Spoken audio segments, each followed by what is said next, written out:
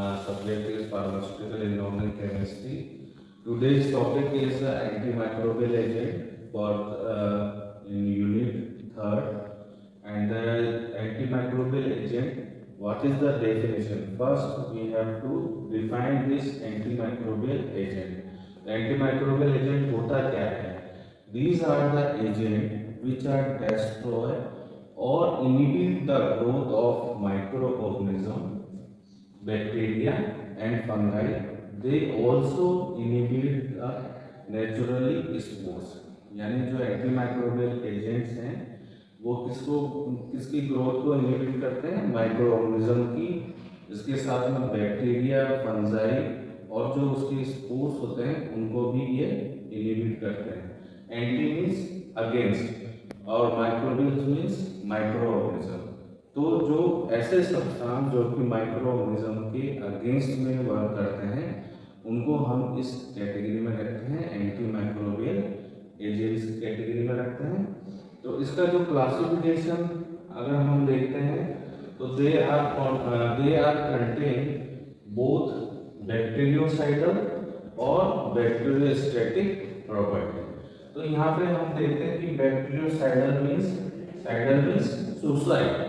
Suicide tendency, क्योंकि this is the suicidal से आया है बैक्टीरियोसाइडल। जिसके भी पीछे अगर साइडल लगा हुआ है it means kill the bacteria.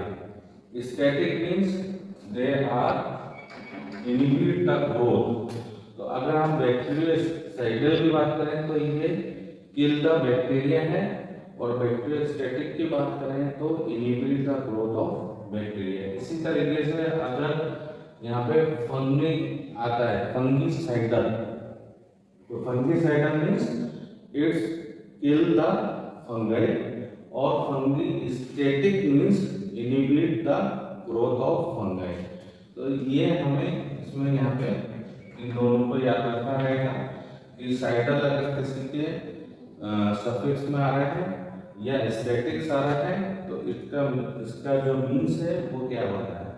उसके बाद हम इसका क्लासिफिकेशन देखते हैं एंटीमाइक्रोबियल एजेंट्स का। तो उसको एंटीसेप्टिक, डिसइंफेक्टेंट, जर्मिसाइडल, सैनिटाइजर्स और स्टरलाइजेशन, इस कैटेगरी के आधार पर इसको डिवाइडेशन किया गया है एंटीमाइक्रोबियल में। एंटीसेप्टिक्स क्या होती है? जो कि लिविंग ऑर्गेनिज्म होते हैं उनको इनहिबिट करने के लिए हम एंटीसेप्टिक्स का यूज करते हैं। जैसे जो पर्सन्स हो गए, लिविंग थिंग्स हो गई, उसमें हम एंटीसेप्टिक का यूज करते हैं।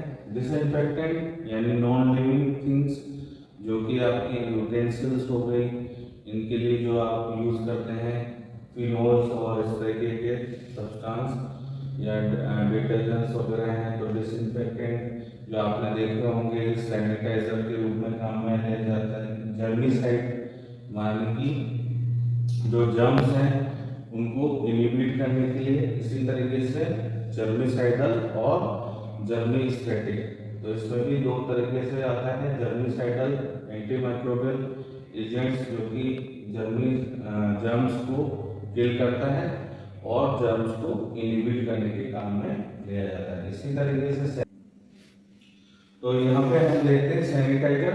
सैनिटाइजर्स का मीन्स क्या होता है? जो कि अपन सैनिटाइजेशन जो यूज़ किया जाता है, सैनिटरी में यूज़ किया जाता है, जो कि रिड्यूसिंग करता है कंटामिनेशन को। जैसे कि हम इसमें देखते हैं आपने जो कमर्शियल यूज पर्पज से सैनिटाइजर्स यूज करे होंगे, होम में जो हार्पिक है, Harpic is a sanitizer which are used as a antimicrobial agent. इसी तरीके से स्टरलाइजेशन है, वो भी इसका पार्ट है एंटीमाइक्रोबियल का। स्टरलाइजेशन जो होता है वो क्या होता है? Complete destruction of all the micro organism in the bacterial with bacterial spores. जो भी बैक्टीरियल स्पोर्स हैं उसके द्वारा जो अपन इसका इनहिबिट करते हैं या डिस्ट्रक्शन में इसका यूज कर सकते हैं। इसी के आधार पर हम इसमें मैकेनिज्म एक्शन देखते हैं एंटीमाइक्रोबियल की। तो यहाँ पे इसमें तीन तरीके से इसका एंटीमाइक्रोबियल मैकेनिज्म एक्शन होता है। तीन कौन कौन से होते हैं? एक तो होता है oxidation, second one is halogenation And third one is types of mechanism of action for antimicrobial agent. First one is oxidation, second one is hallucination, third one is precipitation. Precipitation, first क्या आता है oxidation. तो first we have to discuss the mechanism of oxidation. Oxidation क्या होता है, जो bacteria का जो प्रोटीन होता है वो get oxidize with the help of oxidizing agent. जो ऑक्सीडाइजिंग एजेंट होता है उसके द्वारा ये क्या करता है, ऑक्सीडेशन करता है. और ऑक्सीडेशन करने के बाद क्या करता है, उस प्रोटीन को वहीं पे जो है उसकी ग्रोथ को इनहिबिट करता रहता है.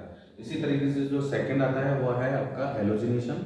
हेलोजिनेशन क्या होता है, जो अंडर क्लोरिनेशन, यानी इसमें जो यूज करते हैं अपन हाइपोक्लोराइड, जो आपने देखा होगा क्लोरिनेशन जो यूज किया जाता है हाइपोक्लोराइड, वो क्या करता है, change in molecular shape of the bacteria protein. तो जो बैक्टीरिया की प्रोटीन है उसको क्या करता है, मोलिकुलर शेप को चेंज कर देता है, जिससे कि आगे जो माइक्रो ऑर्गेनिज्म की ग्रोथ है वो वहाँ पे इनहिबिट हो जाती है या बैक्टीरिया जो है वो किल हो जाता है. इसी तरीके से थर्ड वन इज प्रेसिपिटेशन. जो प्रेसिपिटेशन आता है वो क्या आता है, पोलर ग्रुप और लोन पेयर इलेक्ट्रॉन्स के लिए होता है, जो कि रिमेन जो है वो प्रोटीन स्ट्रक्चर के लिए किया जाता है और ये एक्ट करता है एज अ लिगेंड. लिगेंड में हम जो एग्जांपल लेते हैं वो है Cu या कॉपर +2. इस तरीके से हम इसका मैकेनिज्म ऑफ एक्शन देखते हैं. 3 टाइप्स का होता है, ऑक्सीडेशन, हेलोजिनेशन एंड प्रेसिपिटेशन.